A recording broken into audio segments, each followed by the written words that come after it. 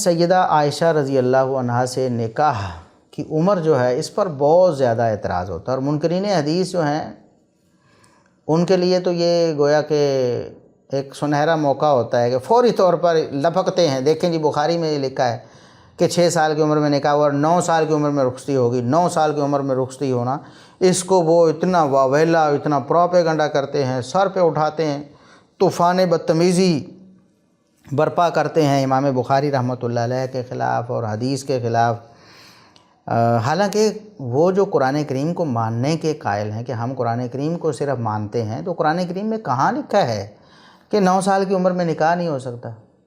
یا قرآن کریم نے کہاں کوئی عمر مقرر کی ہے کہ یہ عمر ہونی چاہیے، اس عمر میں نکاح ہوگا، یہ شادی ہوگی یا رخصتی ہوگی، اس سے پہلے رخصتی نہیں ہو سکتی؟ ایسا کہاں لکھا ہے قرآن کریم میں؟ اتنا اہم مسئلہ ہے، تو اگر ایسی کوئی حد ہوتی تو قرآن کریم صریحاً اس کا اعلان کرتا اور بتاتا کہ دیکھو یہ تو عمر یہ ہونی چاہیے، اتنی عمر کو پہنچیں گے تو پھر نکاح کر سکتے ہیں یا رخصتی کر سکتے ہیں، اس سے پہلے نہیں کر سکتے۔ اب جو لوگ 18 سال کی عمر کو حد بتاتے ہیں، ان کے نزدیک بھی 18 سال سے ایک دن پہلے جو ہے وہ نکاح حرام ہے، اور ایک دن میں کیا جادو ہو جاتا ہے کہ وہ لڑکی جو ہے جو 18 سال سے ایک دن پہلے تو بچی تھی، تو ایک دن بعد وہ جناب میچور ہو جاتی ہے اور وہ نکاح کے قابل ہو جاتی ہے۔ اور کئی ممالک جو ہیں ان میں 16 سال کی عمر، اور کئی ممالک میں اس سے بھی کم عمر ہے نکاح کے لیے جو مقرر ہے، یا نکاح جن ملکوں میں نکاح کا کوئی ادارہ ہی نہیں ہے، اس کو مانتے ہی نہیں ہیں، ان کے ہاں باقاعدہ جو مرد و خواتین کا آپس میں جائز جو تعلق ہے اس کی عمر اس سے بھی کم ہے، اس سے بھی کم ہے، 16 سال سے بھی کم ہے۔ اور ہمارے پنجاب میں 16 سال کی عمر کو عدالتی طور پر نکاح کے لیے درست قرار دیا گیا ہوا ہے۔ تو بہرحال تو جو 16 سال قرار دیتے ہیں ان کے لیے پھر 16 سال سے ایک دن پہلے جو ہے 15 سال 11 مہینے اور 28-29 دن ان کے نزدیک وہ حرام ہوتا ہے، اور ایک دن میں ایسا جادو ہو جاتا ہے کہ وہ میچور ہو جاتی ہے لڑکی اور اس سے نکاح جائز اور شادی رخصتی جائز ہو جاتی ہے۔ یہ پھر کہ اس کو جسٹیفائی کیسے کرتے ہیں، جبکہ قرآن کریم میں اللہ رب العزت نے جو فرمایا ہے سورۃ الطلاق میں آیت نمبر 4 میں، واللائی یئسن من المحیض من نسائکم ان ارتبتم فعدتہن ثلاثۃ اشہر واللائی لم یحضن، ایسی عورتیں جن کا حیض گزر چکا، یعنی ان کی عمر ہی گزر چکی ہے، اب حیض آنا ان کو بند ہو گیا ہے، پیریڈز نہیں آتے، تو ان کی عدت بھی 3 مہینے ہے، واللائی لم یحضن، اور ایسی لڑکیاں جن کو ابھی تک حیض آیا نہیں ہے، یعنی وہ اس عمر کو نہیں پہنچی بلوغت کو، ان کی عدت بھی 3 مہینے ہے۔ قرآن تو ایسی عورتوں کی عدت بتا رہا ہے، اور عدت آپ کو پتہ ہے نکاح کے بعد ہوتی ہے اور رخصتی کے بعد ہوتی ہے۔ اگر صرف نکاح ہوا ہو اور بغیر رخصتی کے کسی عورت کو طلاق ہو جائے تو اس کی عدت نہیں ہوتی۔ قرآن یہ بتا رہا ہے کہ ایک عورت، ایک لڑکی جو ابھی بالغ بھی نہیں ہوئی ہے، جس کو پیریڈز بھی نہیں آئے ہیں، وہ اگر اس کا نکاح ہوتا ہے اور نکاح کے بعد رخصتی ہوتی ہے اور اس کو طلاق ہوتی ہے تو اس کی عدت جو ہے وہ 3 مہینے ہے۔ کتنی واضح آیت ہے۔ سائنس اور مشاہدہ بھی اس چیز کا اقرار کرتا ہے، سائنس قطعاً اس چیز کو ڈینائی نہیں کرتی، اور مشاہدہ ہمیں بتاتا ہے آن دی ریکارڈ ایسی لڑکیاں موجود ہیں جو 9 سال کی عمر میں مائیں بن چکی ہیں۔ ابھی آپ گوگل کریں کہ سب سے کم عمر جو ہے، ینگیسٹ مدر جو ہے وہ دنیا میں کون سی ہے، تو آپ کو بہت ساری ایسی مثالیں مل جائیں گی۔ 9 سال کی عمر میں ماں بن گئی تھی، تو جناب ماں بننے کا عمل ہے بلوغت کے بعد شروع ہوتا ہے۔ قرآن تو کہتا ہے بلوغت کو بھی شرط قرار نہیں دیتا قرآن، اور ویسے تو 9 سال کی عمر میں عورت ماں بن جاتی ہے، تو ماں کیسے بنے گی جب وہ بالغہ نہیں ہوگی؟ کیونکہ ماں بننے کا عمل جو ہے، بچے کا جو پیدائش کا عمل ہے اور حمل ہے، وہ جب تک عورت بالغ نہ ہو، لڑکی بالغہ نہ ہو، اس وقت شروع نہیں ہوتا۔ تو اس کا مطلب یہ ہے کہ 8 سال کی عمر میں وہ بلوغت کو پہنچی، تب پھر 9 مہینے بعد بچہ پیدا ہوا اور وہ 9 سال کی عمر میں ماں بنی۔ تو اس کا مطلب کیا ہے کہ مشاہدہ بھی یہ بات بتاتا ہے کہ عورت نکاح کے قابل اور ماں بننے کے قابل وہ 9 سال کی عمر سے پہلے بھی ہو سکتی ہے۔ تو اس لیے اسلام نے کوئی عمر مقرر نہیں کی۔ بلکہ اہلیت اور صلاحیت کو بنیاد بنایا ہے۔ اہلیت اور صلاحیت اگر 9 سال کی بچی میں پیدا ہو جاتی ہے، مچور ہے وہ عقلی طور پر بھی اور جسمانی طور پر بھی، تو اس کا نکاح کیا جائے، اس کی رخصتی ہو سکتی ہے۔ اور اگر وہ 18 سال میں بھی نہیں پیدا ہوتی اہلیت اور صلاحیت، مثلا صحت ہی اتنی کمزور ہے کسی لڑکی کی، عقلی طور پر وہ بہت پسماندہ ہے، تو ایسی عورت کا نکاح کوئی بھی جائز نہیں کہے گا، کوئی بھی نہیں درست کہے گا اس کو، کیونکہ وہ اس قابل ہی نہیں ہوئی۔ اور سیدہ عائشہ صدیقہ رضی اللہ عنہا جن کے نکاح پر اعتراض کیا جاتا ہے، ان کو دیکھیں، وہ تو ایک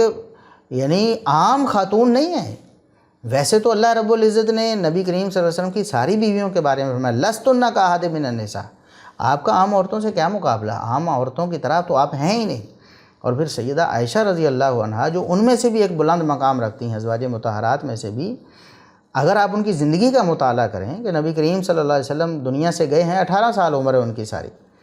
تو 18 سال کی عمر میں وہ معلمہ کائنات ہیں، لوگ ان سے آ کر حدیثیں سنتے ہیں، ان سے مسائل سمجھتے ہیں اور قرآن کی تفسیر سیکھتے ہیں ان سے آ کے۔ تابعین صحابہ کرام اپنے مسائل ان کے پاس پیش کرتے ہیں اور ان سے مسئلہ پوچھنے کے لیے بھیجتے ہیں لوگوں کو کہ ان سے مسئلہ پوچھ کے آؤ۔ تو نبی کریم صلی اللہ علیہ وسلم کی تربیت یافتہ سیدہ عائشہ صدیقہ رضی اللہ عنہا معمولی خاتون نہیں تھیں، وہ فہم و فراست میں اور اپنی عقلی بالیدگی میں وہ 9 سال کی عمر میں بہت اعلیٰ پائے گی ایک مچور خاتون تھیں، اور پھر جسمانی طور پر بھی وہ مضبوط تھیں۔ عرب معاشرے میں اور ہمارے آج کل معاشرے میں دیکھیں، ہمارے ہاں آپ دیکھ لیں، یہ 14 سال کی لڑکیاں تو بھاگ کر شادیاں کر رہی ہیں۔ 14 سال کی لڑکی جو ہمارے معاشرے میں اس گئے گزرے ہمارے ناقص خوراکوں کے دور میں اور اس طرح، تو وہ عرب کا معاشرہ جہاں، اور آج سے 100 سال پیچھے چلے جائیں تو لوگ کتنے مضبوط ہوتے تھے، اور وہ عرب کا معاشرہ اور ان کا رہن سہن عربوں کا، اور پھر خاص افراد جو ہوتے ہیں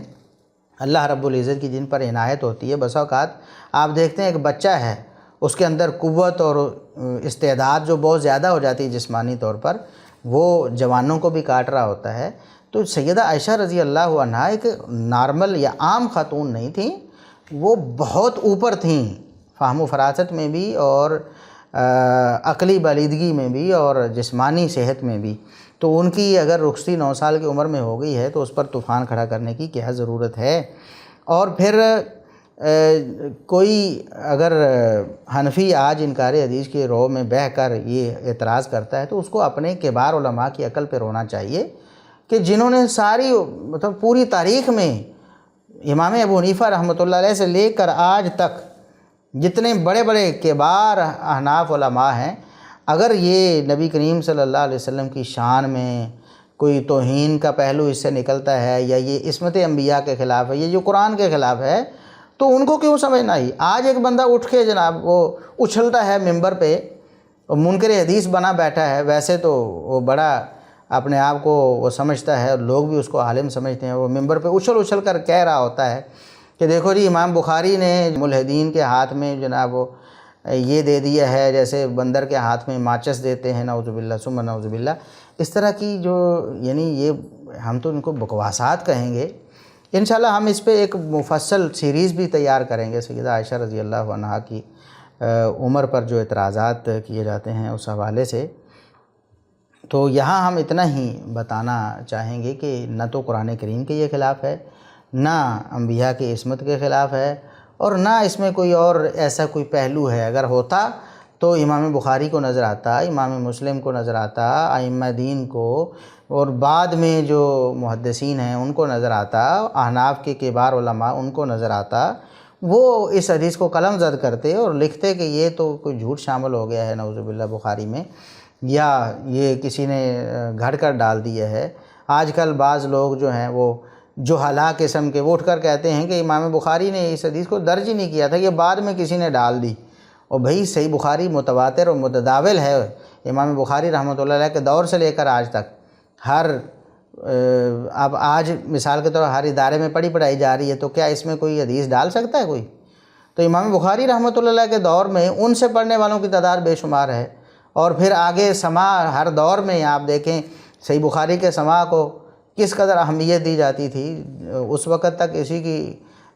علمی قابلیت کا اعتراف ہی نہیں کیا جاتا جب تک صحیح بخاری کا اس نے سماع نہیں کیا ہوتا تھا، اس کا